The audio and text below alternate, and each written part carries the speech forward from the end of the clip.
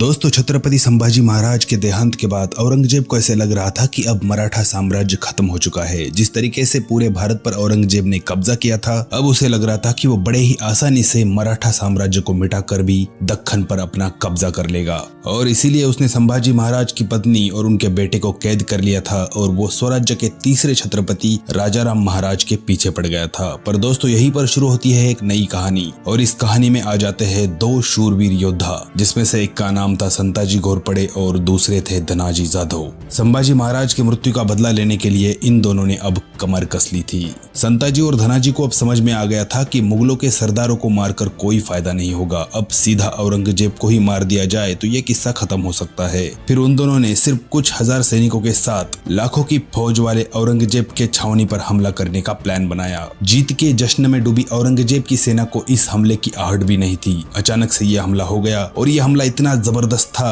कि मुगलों की सेना डर के मारे सिर्फ भाग रही थी। संताजी और धनाजी ने सीधा जहां पर औरंगजेब रहता था उसी छावनी पर हमला किया। लेकिन दोस्तों, ये हमला होने से पहले ही औरंगजेब वहां से भाग चुका था। संताजी और धनाजी ने उसे ढूंढने की काफी कोशिश की, लेकिन वो नहीं मिला।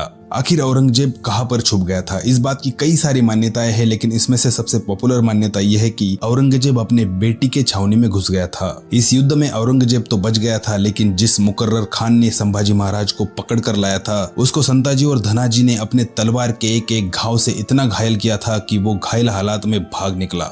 वो बचकर भागने के बाद अगले कुछ दिनों तक अपने जख्मों पर इलाज करता रहा, लेकिन ये जख्म इतने गहरे थे कि कुछ ही दिनों में तड़प तड़प कर वो मर गया। दोस्तों, इस युद्ध के बाद संताजी और धनाजी ने मुगलों के हर एक किले पर हमला बोलना शुरू कर दिया। धीरे धीरे करके उन्होंने औरंगजेब ने जितने भी मराठों के किले जीते थे उन्हें वापस लेना शुरू किया। और उसके बाद अगले कई सारी लड़ाइयों में संताजी और धनाजी ने औरंगजेब के बड़े बड़े सरदार जैसे कि सरजा खान, हिम्मत खान, इन सबको हरा दिया। इसके बाद संताजी और धनाजी ने औरंगजेब का एक बहुत बड़ा सरदार कासिम खान, उस पर हमला करने का प्लान किया। चित्रदुर्ग पर हुई घनघोर लड़ाई में कासिम खान को भी मार डाला गया। दोस्तों, छत्रपति संभाजी महाराज के देहांत के बाद मराठा साम्राज्य की जो हानि हुई थी, संताजी और धनाजी ने इस साम्राज्य को एक नया जीवन दान दिया था। दोस्तों, भारत की मिट्टी में ऐसी कई सारी योद्धाओं की कहानी छुपी हुई है जो आज तक बाहर नहीं आ सकी। और एक बात दोस्तों, जब भी हम इतिहास और राजनीति की बातें करते हैं तो वो जितनी साफ दिखती है उतनी होती नहीं। उसमें कई सारे ग्रे शेड्स भी होते हैं। कई अपने लोग पराये होते हैं, कई पराये लोग अपने हो जाते हैं। और इसी तरह संताजी घोरपड़े और धनाजी जाधव के अंत की कहानी भी बड़ी ही दर्दनाक है।